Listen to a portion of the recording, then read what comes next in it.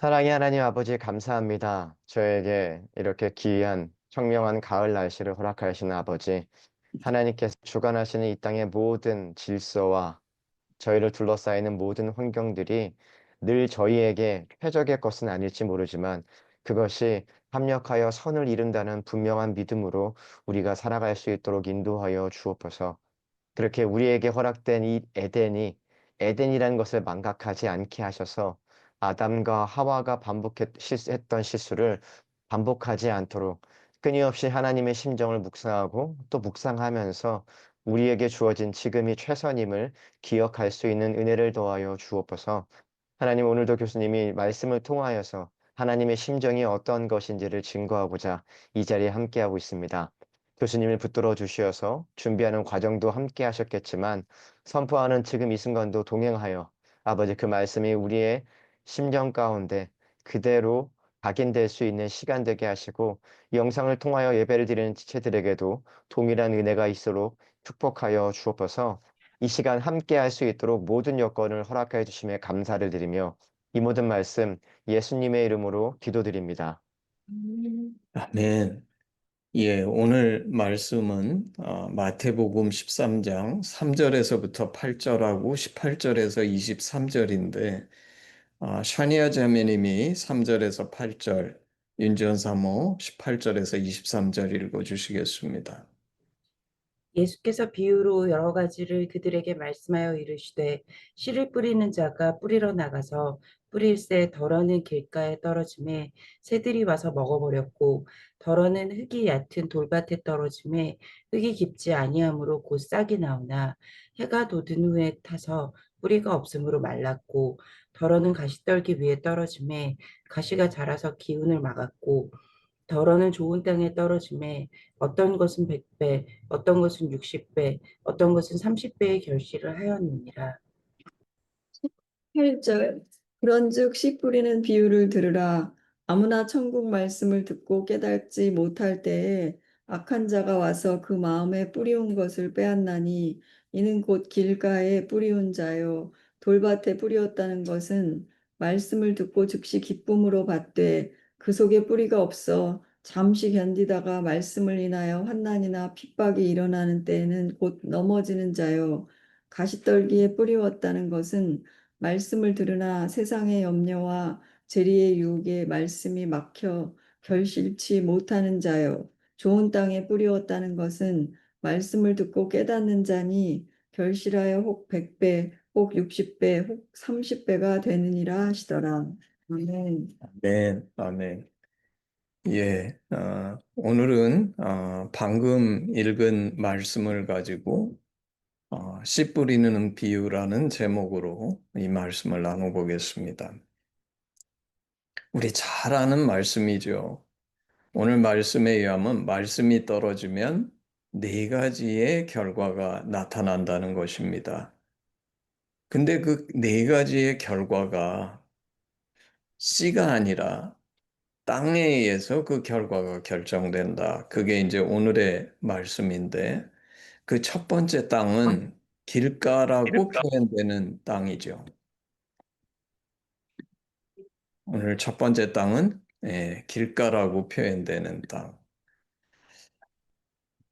단단한 땅입니다. 이 땅에는 말씀이 떨어져도 씨가 싹을 내지 못하고 열매도 맺지 못하죠. 이 길가는 말씀을 듣기는 듣지만 전혀 깨닫지 못하는 땅입니다.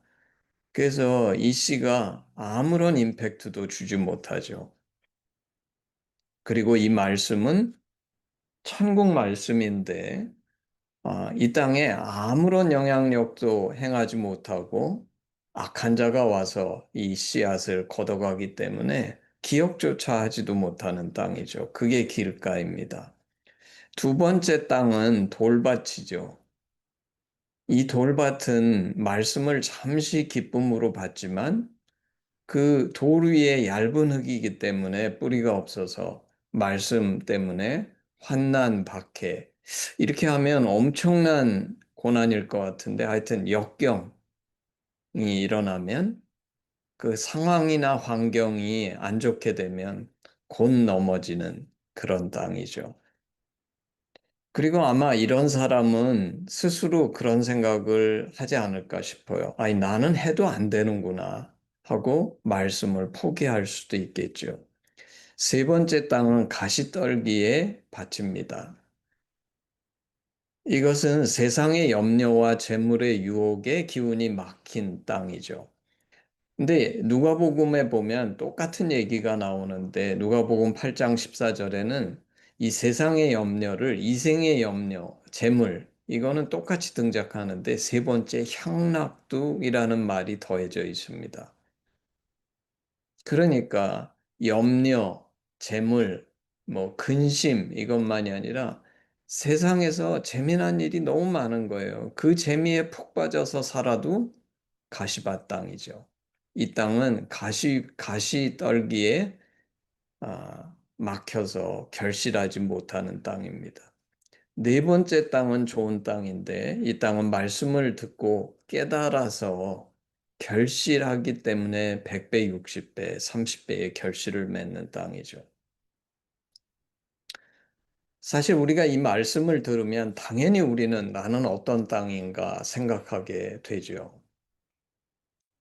그리고 이것을 나는 어떤 땅인가 생각하게 되기 때문에 운명론적으로 생각해서 나는 돌밭인데 그러면 영원히 돌밭인 것처럼 그렇게 운명론적으로 착각하는 사람들이 있습니다.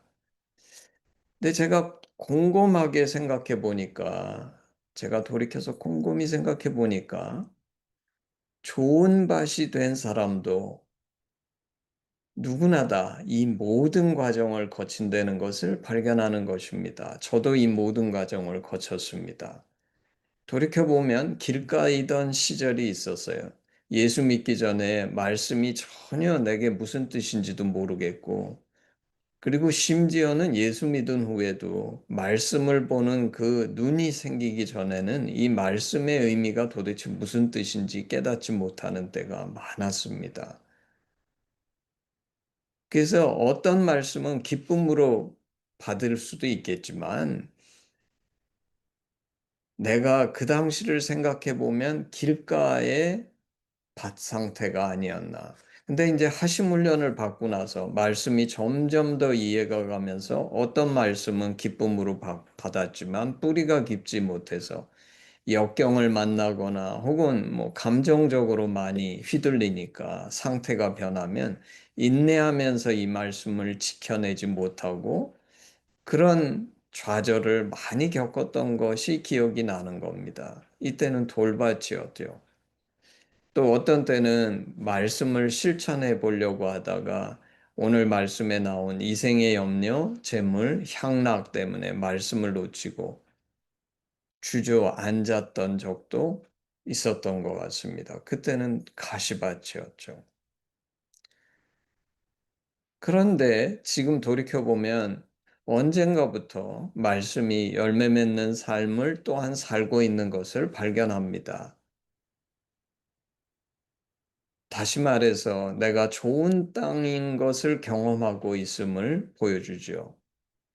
그렇지만 내가 좋은 땅을 현재 경험하고 있어도 항상 이런 상태인 것만은 아니라는 것도 또한 경험합니다.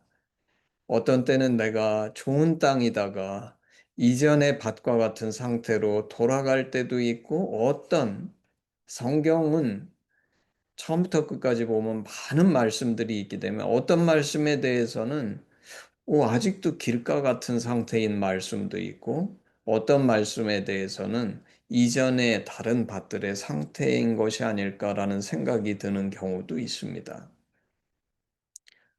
다시 말해서 오늘 말씀의 밭이 각 사람에게 한 가지 상태에 있는 것만은 아니다라는 것을 깨닫게 되는 것이죠. 내가 지금 현재 그냥 좋은 밭이기만 하다 이럴 수 없는 거고 내가 현재 돌밭이기만 하다 이럴 수도 없다는 것입니다. 여기에서 분명한 것은 무엇이냐면 여기에 나오는 밭은 내가 어떤 밭으로 태어나는 것이 아니라 내가 나의 마음밭을 어떻게 기경하고 관리하느냐에 따라서 나의 마음밭이 결정된다는 것을 보여주죠. 만약에 현재 나의 밭의 상태가, 마음밭의 상태가 길가밭이라면 이런 사람은 크게 회개하고 경성해서 하나님께 매달려야 하죠. 오늘 주님께서 천국 말씀이라고 말씀하셨는데 그 씨를 이 말씀은 나와 천국을 연결지어주고 나를 천국으로 인도한다는 말씀인데 내가 만약에 이 천국 말씀에 대해서 길가밭처럼 전혀 싹도 내릴 수 없는 땅이라 그러면 이거는 정말 큰일입니다. 이런 사람은 스스로 크게 경계하고 하나님 앞에서 회개해야 하죠. 나랑 천국이랑 전혀 아무 상관이 없고 정말 그 말씀이 요만큼도 안 들어와서 내가 이 천국과 전혀 상관이 없는 상태를 살고 있다 그러면 이것은 정말 심각한 일이죠. 그리고 이 말씀을 듣고 우리는 당연히 이런 이성적인 판단을 할 수 있기 때문에 이것을 놓고 하나님 앞에 회개해야 됩니다. 이 말씀을 듣고도 조금도 반응이 없다 그러면 그 사람은 자신이 천국에 요만큼도 관심이 없는 마치 구약으로 치면 에서와 같이 세상에 밖에 관심이 없는 사람이기 때문에 스스로 그 책임을 져야 하는 것이죠. 돌밭과 가시밭도 마찬가지입니다. 내가 만약에 현재 돌밭과 가시밭의 상태라면 이를 깨닫고서 크게 각성해야죠. 반대로 만일 내가 좋은 밭의 상태에 놓여 있다고 그리고 그런 경험을 하고 있다 그러면 정말 감사해야 될 일입니다. 그렇지만 동시에 내가 늘 좋은 밭의 상태에 있는 것은 아니라는 것을 깨달아서 이 좋은 밭을 잃어버리지 않도록 노력하고 기도하고 애써야 할 것입니다. 돌이켜 보니까 이 말씀에 대한 경외함, 도대체 이 나의 밭의 상태를 결정하는 가장 중요한 요인은 무엇인가? 그것이 바로 말씀에 대한 경외함이었습니다. 길가였던 나의 마음이 좋은 밭이 되기까지 끊임없이 말씀을 구하고 찾고 두드리면서 이 말씀을 깨닫고 순종하기 위해서 애를 쓰는 과정을 통해서 사실은 이 과정을 통해서 내가 말씀에 순종해 간다고 생각했는데 결과적으로는 오늘 말씀을 보니까 나의 마음밭이 변해가는 과정이었죠. 길가, 돌밭, 가시밭이 좋은 밭이 되기 위해서는 날마다 말씀을 묵상하는 큐티와 우리 하심 제자 훈련과 같은 제자 훈련, 기도, 그리고 순종과 실천이 날마다 필요했습니다. 생각해 보면 시간이 지나가면서 말씀이 더 많이 깨달아지고 실천이 점점 더 쉬워졌는데 어떻게 왜 가면서 말씀 실천이 점점 쉬워질까? 오늘 이 말씀이 그 비밀을 가르쳐 줍니다. 내 마음밭이 변했기 때문이죠. 우리는 돌밭 가시밭에서 돌과 가시를 제거함으로 좋은 밭이 될 수 있지만 아까도 얘기했던 것처럼 좋은 밭이 됐다고 해서 영원히 좋은 밭으로 남아있는 것은 아닙니다. 아무리 좋은 밭이어도 그 밭에 돌이 들어올 수가 있고 가시가 피어날 수가 있죠. 그렇지만 우리가 성숙해지면 이것이 제거하는 것은 훨씬 더 쉽습니다. 왜냐하면 처음에는 완전히 돌밭, 가시밭이었지만 좋은 밭에 생겨난 돌과 가시, 덤불은 비교적 적은 숫자이기 때문에 이전보다 훨씬 쉽게 제거할 수 있었습니다.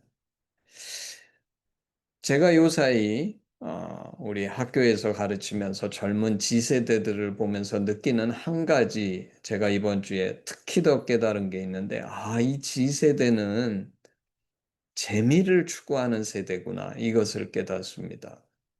사실 어쩌면 그게 이전에 우리 한동에서 한동하심 사역을 할 때 선배들은 본질을 추구하는 세대였던 것 같아요.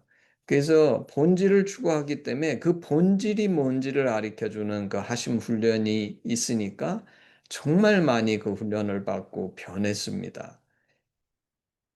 근데 제가 요새 발견하는 거는 G세대는 본질이 담겨 있어도 재미있게 전달해 달라는 겁니다. 재미가 없으면 아무리 본질이 담겨 있어도 관심이 없어요.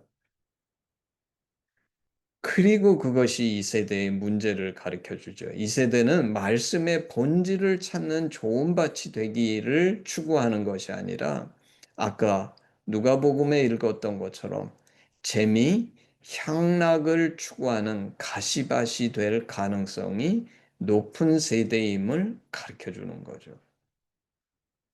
우리는 지금 이 세대에 내가 만약에 이 G세대의 경향성을 갖고 있다 그러면 이 말씀을 통해서 스스로 깨달아서 크게 경성해야 합니다. 오늘날 많은 사람들이 세상에서 정말 재미있고 열심히 살면서 잘 산다고 생각할지 모르겠습니다. 그렇지만 오늘 말씀은 아무리 스스로 재미있고 잘 산다고 착각해도 천국 말씀이 열매 맺지 못하는 사람은 천국과는 전혀 상관없는 하나님 보시기에는 열매 맺지 못하는 삶이라는 것입니다. 동시에 오늘 말씀을 생각해 볼 때 돌밭하고 가시밭은 주님이 온전히 주님이 되지 못한 사람이죠. 왜냐하면 참 그리스도인이라는 것은 주님을 주인으로 모신 사람인데, 그래서 참 그리스도인은 주님의 종인데 종이 때로는 일을 잘 못할 수가 있겠죠. 일을 하다가 역경을 만날 수도 있고 뭐 염려가 생길 수도 있지만 그럼에도 불구하고 종은 하라 그러면 무조건 해야 되는 겁니다. 근데 그런 주인에게 온전히 순종하려는 자세를 잃어버리고 내가 조금 해서 안 되면 포기하고 나는 안 되나 보다. 이러면 돌밭, 가시밭인 거죠. 저는 오늘 말씀을 보면서 열매 맺는 좋은 밭이 중요한 이유가 뭘까? 물론 열매가 있기 때문이죠. 근데 제가 하나 발견한 것은 너무나 놀라운 것인데, 이 열매를 맺는다는 것이 단순히 우리가 마치 세상에서 어떤 일을 추구하는데 그 결과물이 많이 생겼다. 저는 전에는 그렇게 쳐다봤는데 그것이 아니라 이 열매를 맺는다는 것과 내가 변한다는 것이 서로 너무나 밀접하게 연관돼서 두 개가 뗄래야 뗄 수 없는 것이라는 것입니다. 열매 맺지, 우리 성경을 보게 되면 주님께서 열매 맺지 못하는 사람, 그리고 나중에 추수 때에 열매를 찾는 이유는 예수님께서 결과 중심적이라 열매 맺는, 다시 말해서 결과가 좋은 사람만 찾는 것이 아니라 열매를 맺지 못하는 이유가 바로 내가 변하지 않았기 때문이라는 것입니다. 만약에 열매 맺지 못하는 사람을 천국에서 받아준다 그러면 그 사람이 천국에 들어가서 천국을 지옥으로 아마 만들 것입니다.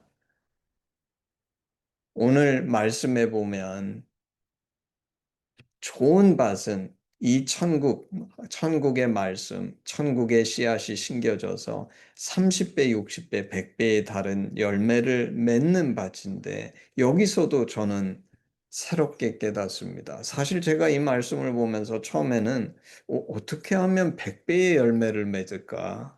이게 제 관심사였어요. 근데 제가 이 말씀을 묵상하고 나서 깨닫는 거는 주님은 30배 열매 맺은 사람이나 60배 열매 맺은 사람이나 100배의 열매를 맺은 사람 모두를 다 좋은 밭이라고 얘기하세요. 아마 사람에 따라서 그 사람이 모두 좋은 밭이더라도 개인의 차이에 따라서 어떤 사람은 30배, 어떤 사람은 60배, 어떤 사람은 100배의 열매를 맺는 것 같습니다. 저는 세상적인 관점으로 내가 어떻게 하면 100배의 열매를 맺을까? 이런 관점으로 이 말씀을 봤는데 오늘 성경은 우리에게 다른 것을 가르쳐 줍니다. 그게 30배냐 60배냐 100배이냐는 중요하지 않다는 거예요. 설령 어떤 사람이 100배의 열매를 맺었다고 해서 주님이 너는 더 좋은 땅이구나 얘기하시지 않는다는 거예요. 30배의 열매를 맺어도 주님은 좋은 땅이라 그러시고 60배의 열매를 맺어도 좋은 땅이라 얘기하시고 100배도 좋은 땅이라고 얘기하시는 거예요. 마치 달란트에 비유해서 그 각자 받은 달란트의 양이 다르지만 그것을 각각 2배로 남긴 모든 종들을 주님이 칭찬하신 것처럼. 그런데 주님은 좋은 땅이 맺는 열매의 이 30배, 60배, 100배는 조금도 다르게 보시지 않으시지만 오늘 이 비유에서 길가의 땅, 돌밭, 가시밭은 천국의 열매를 맺지 못하고 분명히 좋은 땅하고 구별하신다는 것입니다. 이건 너무 중요한 일이죠. 사실 우리는 많은 경우에 있어서 좋은 땅과 다른 땅들과의 차이에 집중하지 않고 또 제가 했던 것처럼 30배, 60배, 100배의 차이에 집중하면서 거기 매달리는 경향들이 있는데 특히 내가 정말 좋은 땅에 대한 소망을 갖고 있다 그러면 주님의 시각은 우리하고 너무나 다른 것을 보여주죠. 사실 여기 또 다른 생각은 30배, 60배, 100배는 양을 나타낸다고 먼저 생각할 수 있지만 다르게 생각해 보면 질을 나타낸다고 볼 수도 있을 겁니다.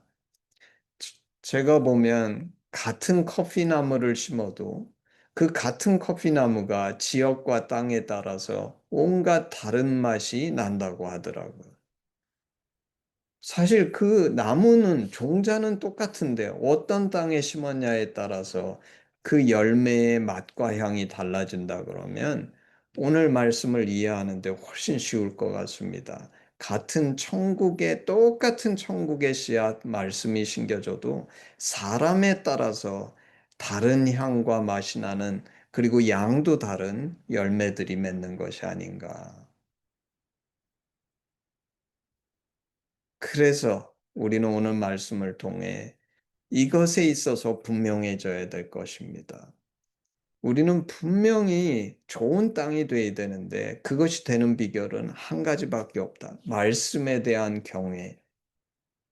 정말 말씀에 목숨을 걸어서 이 묵상, 큐티, 제자훈련, 기도, 순종 이것이 있어야 된다. 그래야지만 우리는 좋은 땅이 될 수 있고 이 좋은 땅을 유지할 수 있다. 여러분은 이 말씀에 목숨을 겁니까? 오늘 저는 이 비유 속에서 한 가지 재미있는 것을 보는데 사실 세상에서의 씨앗은 그렇지 않죠. 세상의 씨앗은 어떤 씨앗은 좋고 어떤 씨앗은 별로 열매를 잘 맺지 못하는 부실한 씨앗도 있습니다. 근데 오늘 말씀에서는 어떤 말씀의 씨앗도 전혀 문제가 없죠. 씨앗은 동일한 능력을 갖고 있고 동일한데 그런데 그 열매는 무엇이 결정하냐 하면 나의 마음에 바친 땅이 이 열매를 결정한다는 것입니다. 사실 이 말씀을 잘못 이해하는 사람들이 내가 열매 맺지 못하는 원인으로 내게 심겨진 씨앗이 좋지 못한 씨앗인가 착각하는 사람도 있는지 모르겠지만 그렇지 않다는 것입니다. 결과적으로 천국의 열매를 맺는 것은 누가 결정하는 것입니까? 내가 결정한다는 것입니다. 나의 마음 바친 모든 것을 결정한다는 것입니다. 천국의 씨앗은 공평한, 하나님이 공평하신 것처럼 공평한 씨앗인데 나의 마음밭이 어떠냐에 따라서 어떤 열매를 맺는지가 결정이 된다는 것이죠. 그러므로 오늘 말씀을 이 말씀으로 마무리 짓고자 합니다. 잠언 4장 23절. 모든 지킬 만한 것 중에 더욱 내 마음을 지키라. 생명의 근원이 이에서 남이니라. 아멘. 아멘. 예, 우리 제가 헌신 찬양하고 헌신 기도하겠습니다. 우리 어,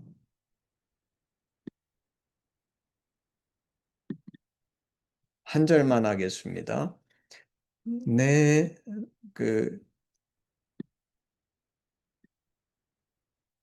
이 헌신 찬양 이 오늘 PPT에 빠져 있네요. 제가, 혹시 네, 영재 형 제가 얼른 새로 올릴게요. 있습니까? 네. 예.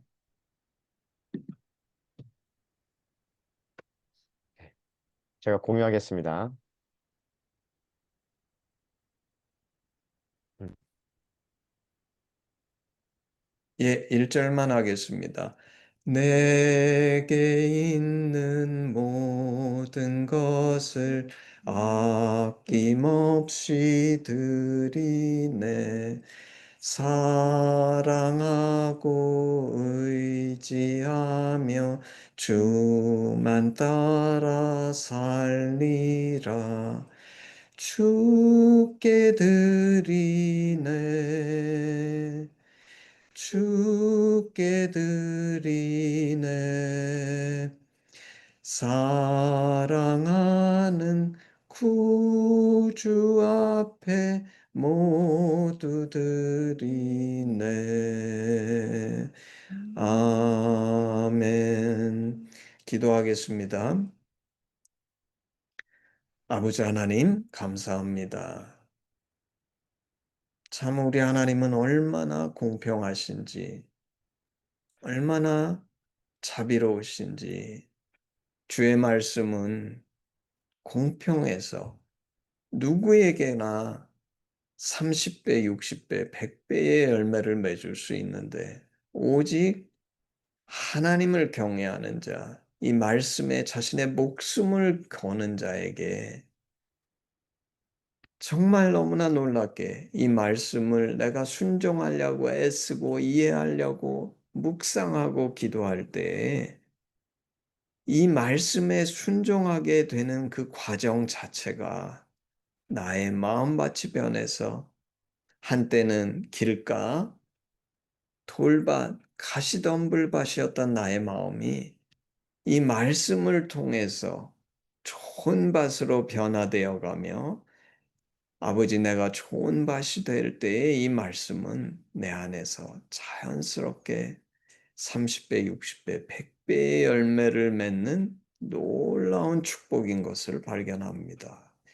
아버지, 정말 이 세대는 심지어 그리스도인들조차 돌밭, 가시밭으로 넘쳐나는 세대인데 아버지, 이 세상 것에 마음을 빼앗겨서 세상의 즐거움, 향락에 마음을 뺏긴 인생이 가시덤불밭이라고 말씀하시는 이 말씀에 크게 경계를 받아서 저희로 나의 삶의 제일의 우선순위가 이 말씀이 될 수 있도록 저희를 주장하시고 이 하심 사역을 이 주의 말씀 앞에 우리의 목숨을 거는 사람들을 만들어내는 정말 좋은 밭으로 변화시키는 주의 도구가 될 수 있도록 축복하시고 하나님께서 역사하여 주시옵소서.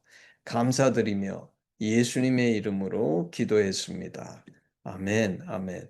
예, 우리 마지막 헌신 기도문으로 예배를 마치겠습니다. 아바 아버지 예수님의 죽으심과 부활하심으로 우리를 향한 당신의 사랑을 확증하시고 예수 안에 성령으로 당신과 하나 되게 하시니 감사합니다. 구하오니 우리 공동체가 당신 안에 더욱 하나 되게 하시고 우리를 온전케 하사 대한민국과 열방 가운데 당신의 심정이 더욱 증거되게 하시옵소서. 나라와 권세와 영광이 아버지께 영원히 있사옵나이다. 아멘, 아멘. 우리 예배를 마쳤습니다.